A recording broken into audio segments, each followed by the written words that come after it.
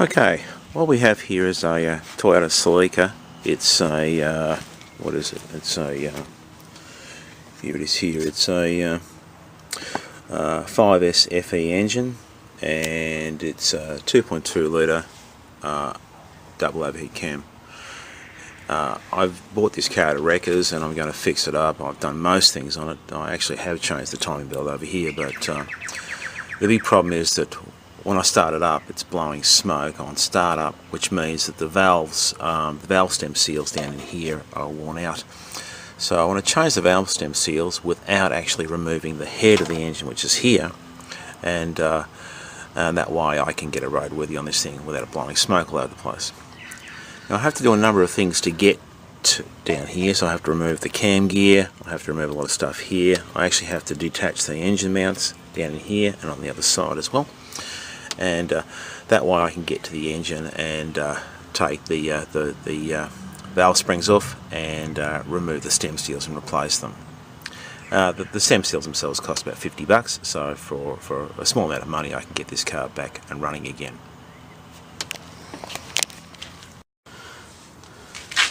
Now, to start off with, we have to get to the side of the engine, or at least the front of the engine. Of course, this engine is a east-west engine, and the front of the engine is actually the right-hand side of the car. To do that, I have to get, first of all, I have to get the tyre off to get to the front crank. So let's do that now.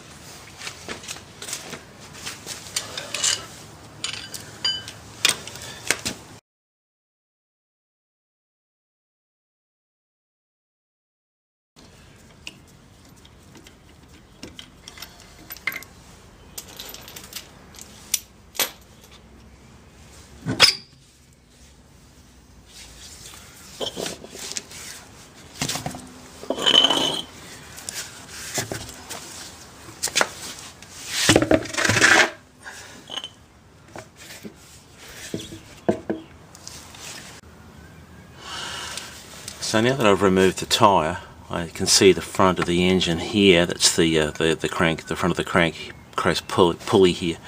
But to do that, I have to remove this particular stone cover because I have to get a few more things off down here. So I'll take that stone cover off.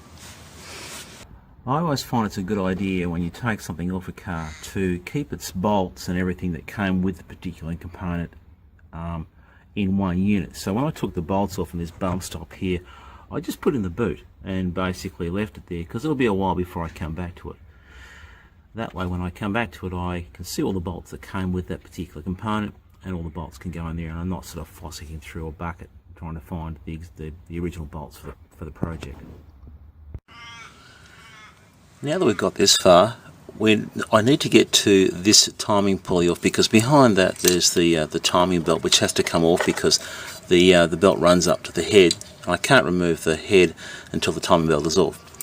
But to get that off, I have to remove the timing pulley, and to do that, first of all, I have to remove these belts. So I have to go up to the top of the engine there and also to the power steering to back off these belts to get the belts off before I can take that particular component off. Okay, so now what we're going to do is we're going to back this bolt off here, because that's the one that locks it. This is the tensioner here, so we're going to back this bolt off. That will loosen the belt and I can remove the belt.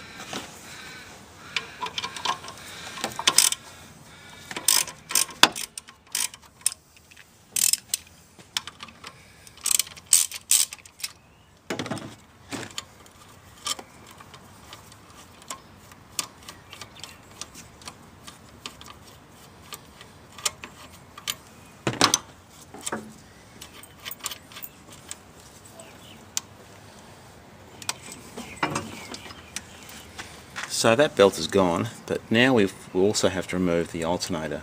It'll be in the way down the track, so I've got to get rid of that anyway, so I'll just remove that off camera. There's a bunch of bolts around the back here to get that off, and this one here, and a couple of plugs. It's not that big a deal. One of the complications about getting the alternator off this particular car is the fact that this particular bolt here gets in the way of the power steering, so it's actually necessary to take the bolts off this power steering feed reservoir and get that out of the way before I can get this particular bolt out here. So I'll do that off camera as well.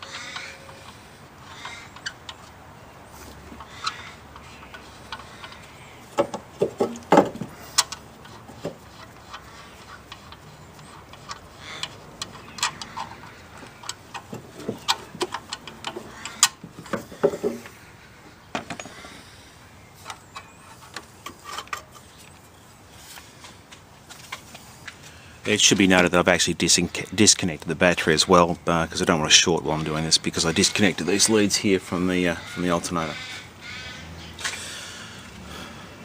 Now there's a few other problems going on here. There's a yoke we have to get off here, because this particular yoke here gets in the way of some of the stuff we need to get off here, so I'll pull this particular stuff off here as well.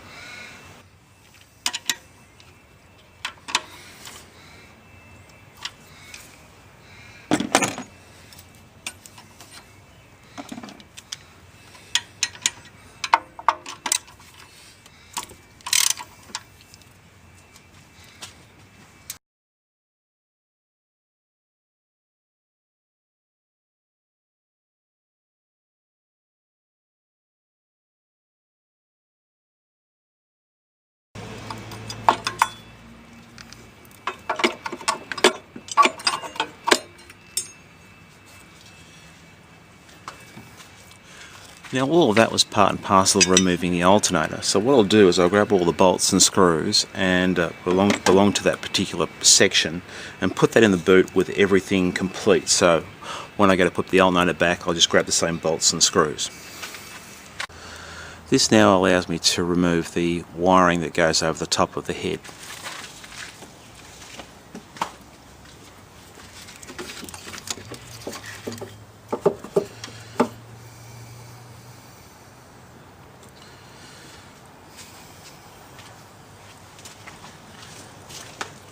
Okay, so the next thing to do is now to go down underneath the car and remove the belt for the power steering.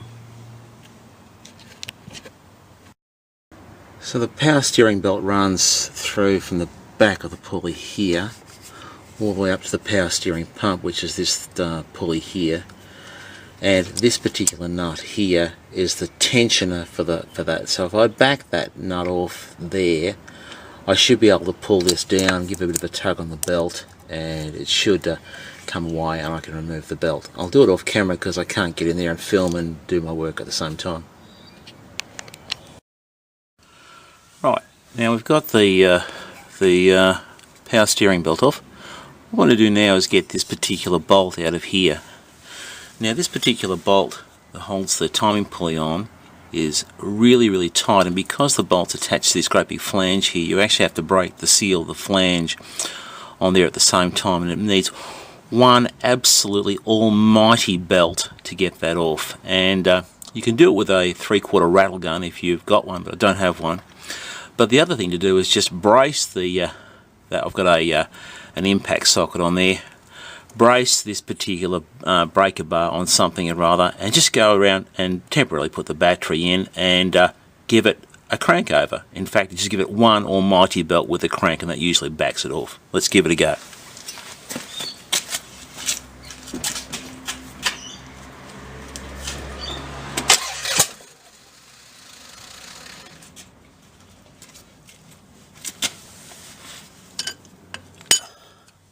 That worked a treat. So now that particular bolt can come off, and that's the easiest way to get these bolts off. They are so tight.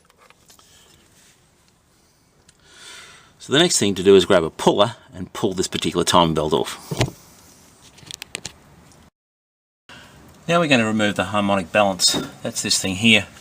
What the harmonic balance does is it's a rubber mounted outer ring attached to the center steel hub, and the rubber on this particular ring here kills the vibration in the crankshaft. If you try and pull these things off from the outside, and it may actually come off if I pull it by my hand, but let's just do it with the proper tool. If you pull it from the outside and it's really tight, you'll actually pull it off the rubber ring and ruin it. So what you have to do is pull it from these two screws here. Now there's a kit that comes with this. It's just basically this thing here, but it comes with a series of bolts made for various cars. So what I'm going to do is put this cap on here. That goes on there. These two bolts screw into here, not tight. That one there and that one there.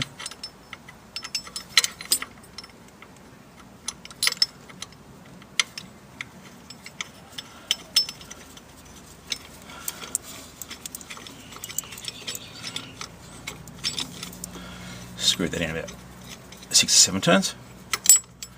Now we'll just put this centerpiece in. It's got a little cap on the middle there. I actually think we need to have, no, this will do it. So we'll just wind it in there.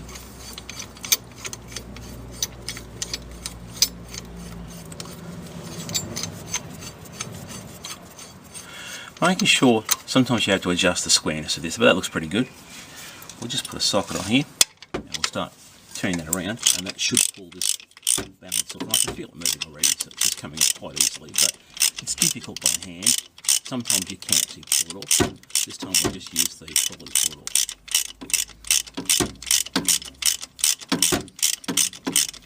I think I can probably even pull it off by itself now. We're just doing it by hand. And we'll give it a tug, and off it comes. So that's got the harmonic balance off. Now there's a couple of covers to take off. I've got to get to this timing belt. The timing belt's behind here. So there's all these screws that are attached to this cover here. That's got to come off. There's also a cover at the top, but I'll work my way back up to that in a minute. Now that we've removed the harmonic balance, we want to get a few more things off that are in the way. To get this particular cover here off, this little 10mm bolts all the way around here that are rather difficult to get. These ones are easy to get to here, but the ones down the bottom, right down buried in the works here, are very difficult to get to. And also we need to get to the front of this engine anyway, so it's actually necessary to take this mount off. Now I'm not going to do it on camera because it's right underneath the car, but there's two 14mm bolts that come up from the bottom, nuts that come up from the bottom attached to that. And once they're removed, I can remove this bolt here, and that will enable us to get this particular mount off because it is in the way. So now we're going to move this. I've removed the two bolts down underneath. They're M14. This one's an M17mm socket, so I'm going to take this one out as well.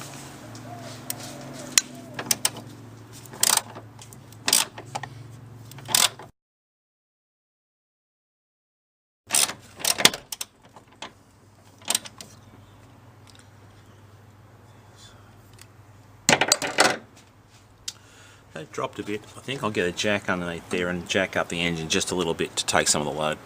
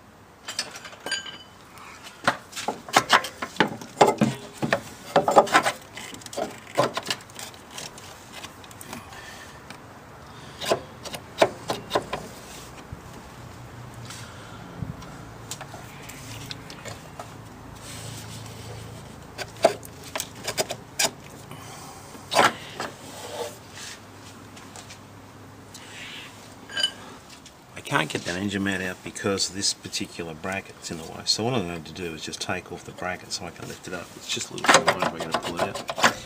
So I'll just take this bracket off.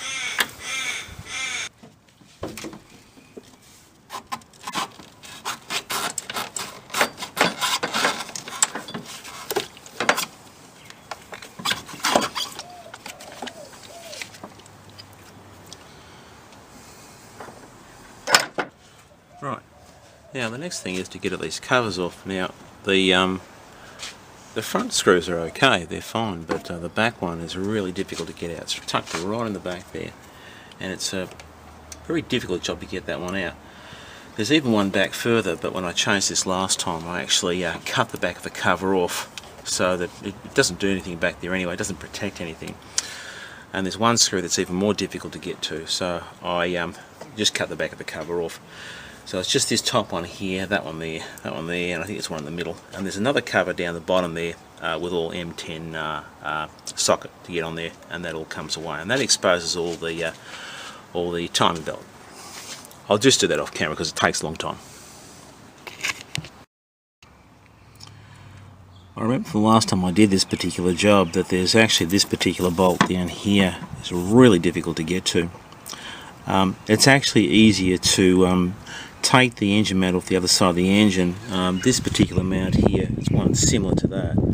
If I pop this bolt out, it's on the other side of the engine, so if I take this air cleaner off, down in here there's a bolt that I can remove. It's from the other side, but and I'll remove that mount there. The whole engine will now rock over, and it'll actually expose more of the engine, so I can actually get to it. So there's two mounts, front and back, on the engine, there and there. But if I take this particular mount off down in here, the whole engine will rock over in that direction and give me a lot more leeway over here to do what I need to do. So I'm going to pull off this air cleaner here, pull out the bolt there, and drop the mount out so I can get the thing over further. I'll do that off camera as well. So what I've done now is I've removed this particular bolt here that goes through the engine mount, and now that that's out, I'm able to move this engine over around about 15 millimeters, which doesn't sound much, but it's all the difference in the world that I need to get to the other side of the engine, which is over here. And now this gap down in here is substantially wider than what it was before, so now I can get to that bolt there and remove that, and I'll do that now.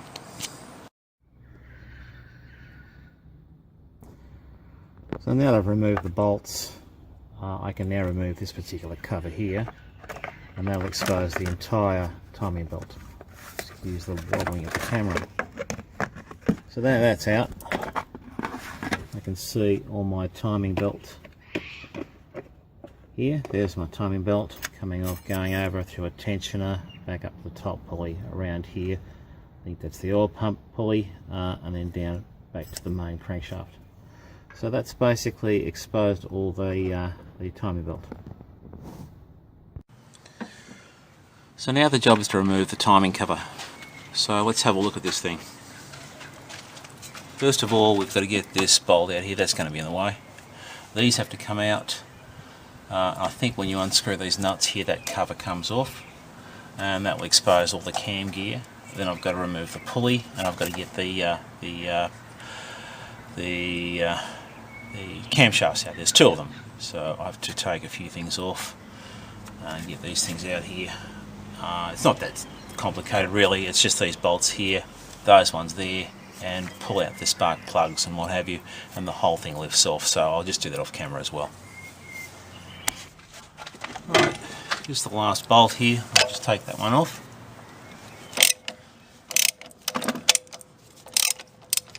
That one comes off there, and that should enable us to lift the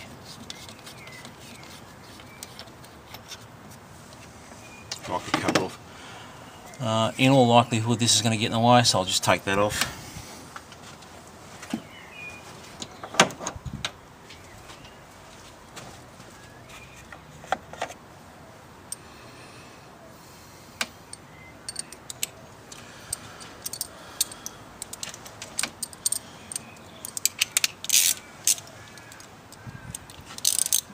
I think this will get in the way, so we'll just remove those two. That should just dislodge that a bit.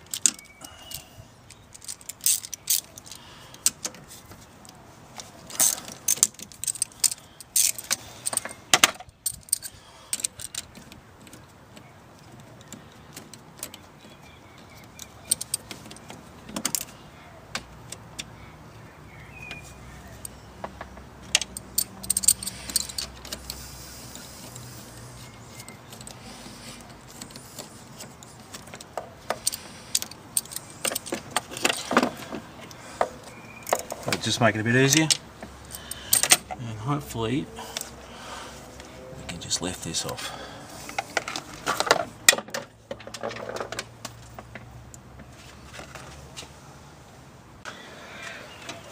I had to do a little bit more work than anticipated, but now I'm ready. I had to take these little washers off, and I pulled off that hose there, so now if I lift this up it should all just lift away. Hopefully with any luck. Alright, there we go.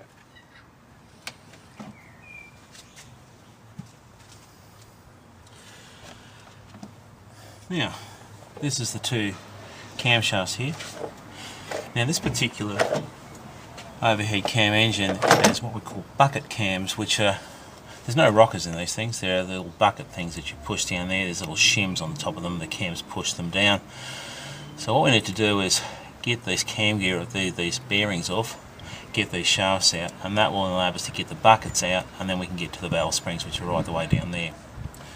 Now this one here is an overhead cam with a double overhead cam, and it has one pulley drives this back one here, and there's another pulley that drives another gear that drives this one here. And to stop the backlash from the two of them jumping around and rattling, this helical gear here is actually split in two. You can see there's a little bit of a groove through there, and there's actually a spring between the two which pushes the two teeth against each other, which stops the backlash and stops this particular shaft from rattling. Now when you take this cam out, that spring lets go, and it's very difficult to get it back in the right spot. So what you need to do is hold that together when you take this out, otherwise you'll end up with a problem trying to get it all back together again. I think there's a bolt you put through it or something like that. I'll have to do some investigation. We'll see how we go. Now I have to remove the timing belt, and to do that I have to unhook this spring here, and that's relatively easy to do. All I do is grab a pair of long nose vice grips, grab the top of the spring there,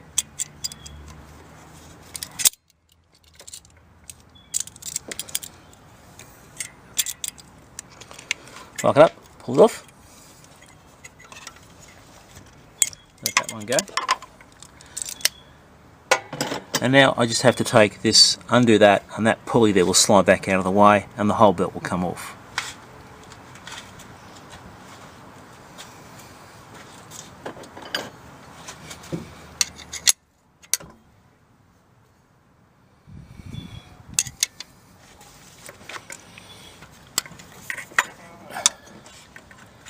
And now the belt's loose. This will come away.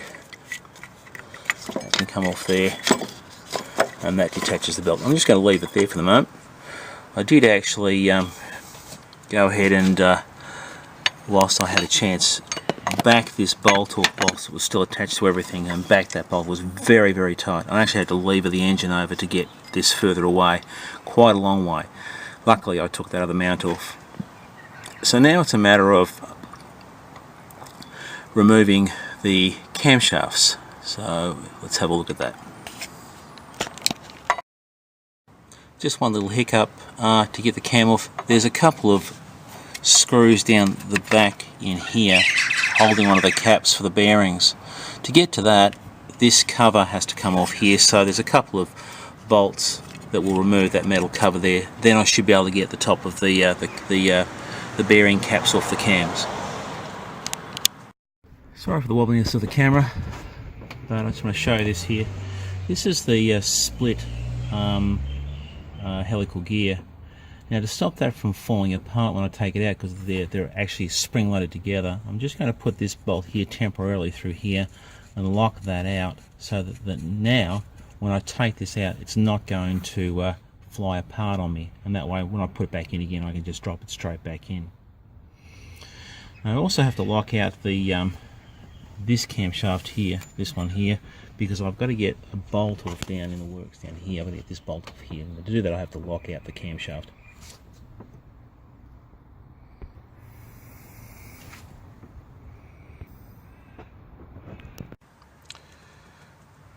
Just one other thing I have to remove. I have to get this distributor cap off as well. To do that, it's just a matter of just taking this particular bolt out here. I've undone it lightly anyway, and if I undo that, it will just slide out, I believe.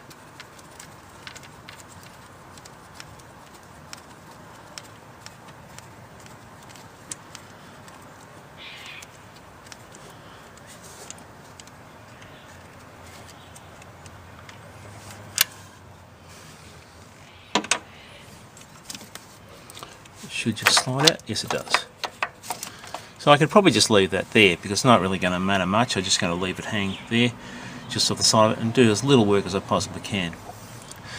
Now, the next thing I have to do is take all these particular bolts off here, but all these bearings are all made specifically for the shells that they're in them, or at least I think they are. So whatever I do, it all needs to go back into the same order. So I want to take them off and lay them out on a piece of cardboard exactly the way I took them off, so they go exactly the same way back on again.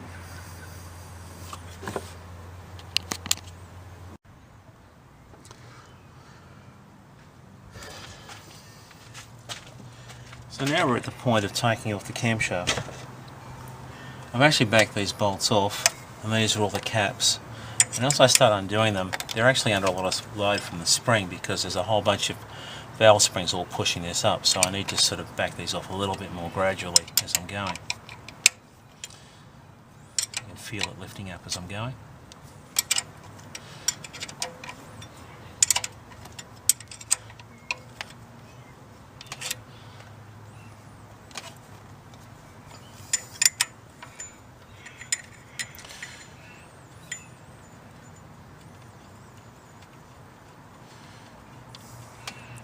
Now on the front seat of the car, I actually have a piece of cardboard on the floor, and what I'm going to do is take these cams off, these caps, and in exactly the way they came off, I'm going to put them in order on the floor.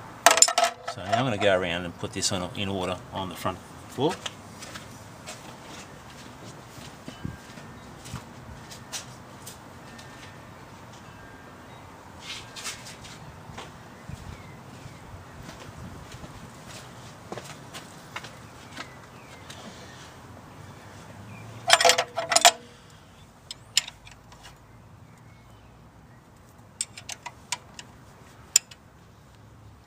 Making sure every bolt and everything goes back exactly the same way as I found it. And that way there's no chance of it being wrong.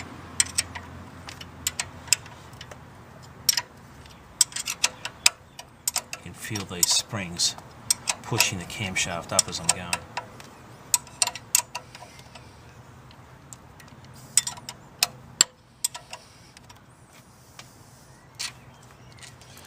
Take this one off.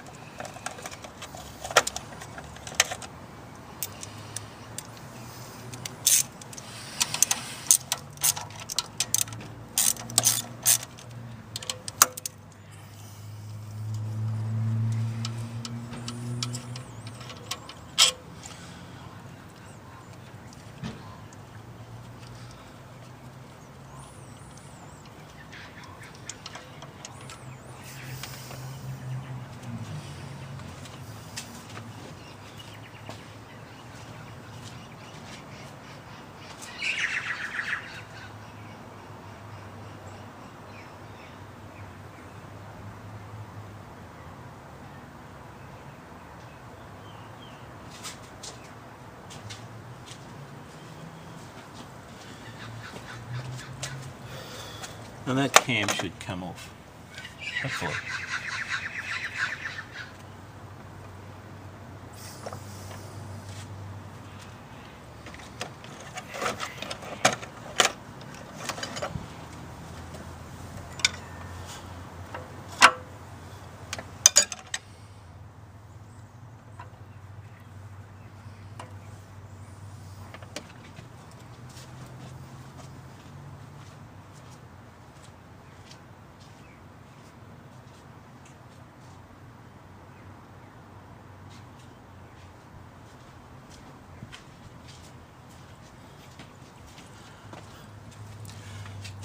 Now I'm going to do the same thing to the other one. I'm going to take this, I don't have to remove that one there because it's the distributor one, but these ones here, and I think the bearing has to come out over here when I do it as well, so I'll just go ahead and do that. I'll do that off camera. It's exactly the same as the other one anyway, so it won't matter much.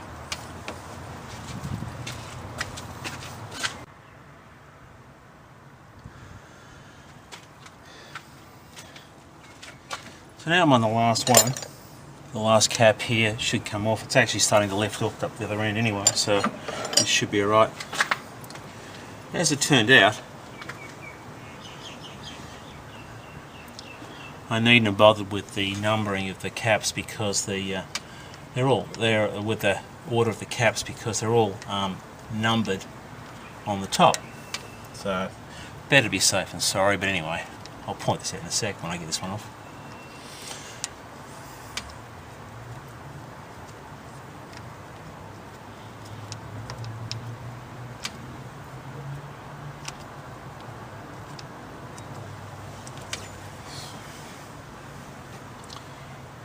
Socket. There we go.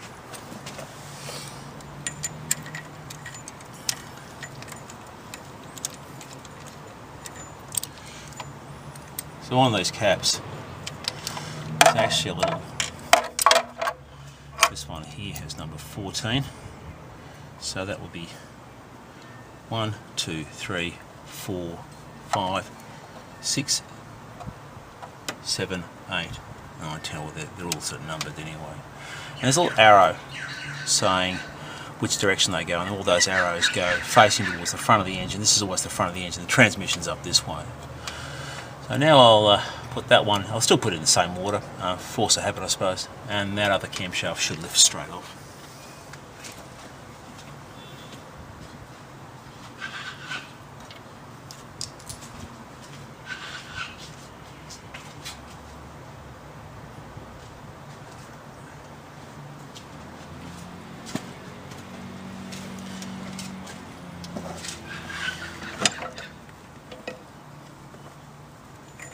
And that's the second camshaft out.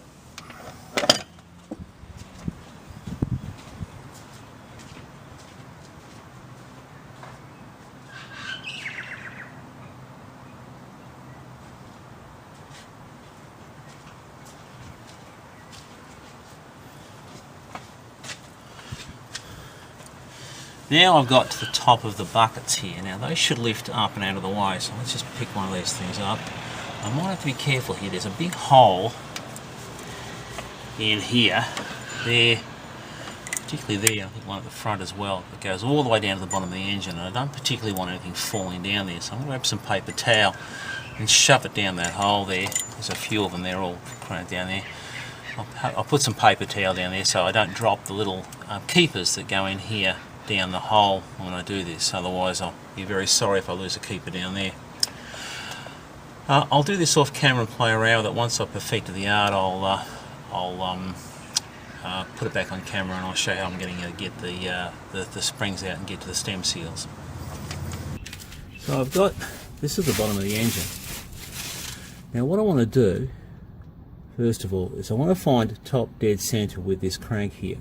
There's a little notch, you might not be able to see it, let's get a little bit closer if we can. There's a little notch there, okay, and around over here there's another little notch right up there, and that's top dead centre. But what I want to do is have this on the bottom of the stroke, all the way down to the bottom there. So I'm going to crank that around with the nut, with the bolt on here, and have that pointing in the opposite direction to top dead centre.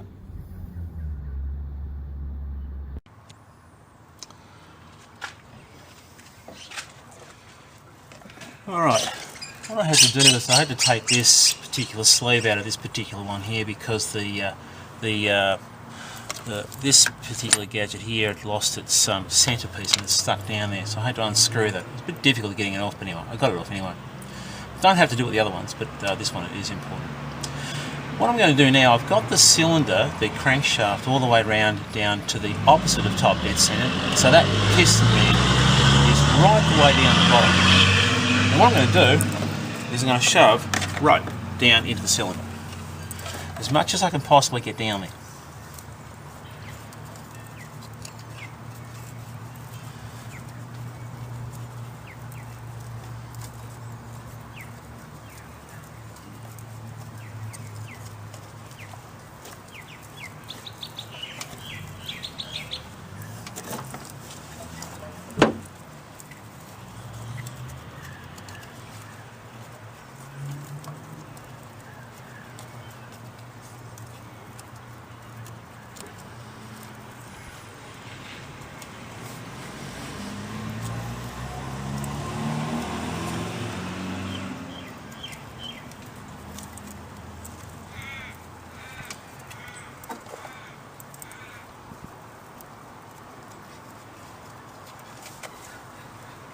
Going down terrible. I'll need another screwdriver. I think something fine to shove it in.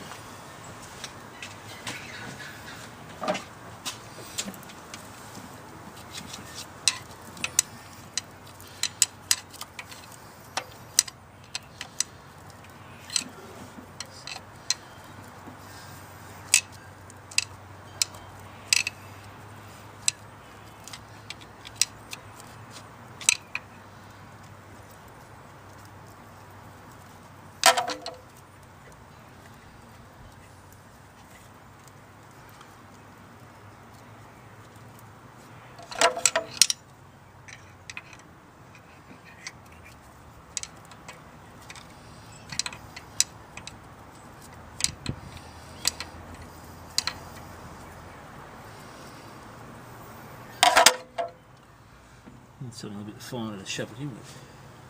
So what I've done now is I've shoved as much rope as I can possibly get down into the cylinder, and then I've cranked the bottom of the crank around until I felt it go solid. So now the piston's pushing up against all the rope in the cylinder, and now there's no gap, so there should be rope pushing up against the valves in the inside the engine. So now I can take out these valve stem seals without the valves falling down the hole. I'll give it a couple of goes and I'll do a video of one and see how I go.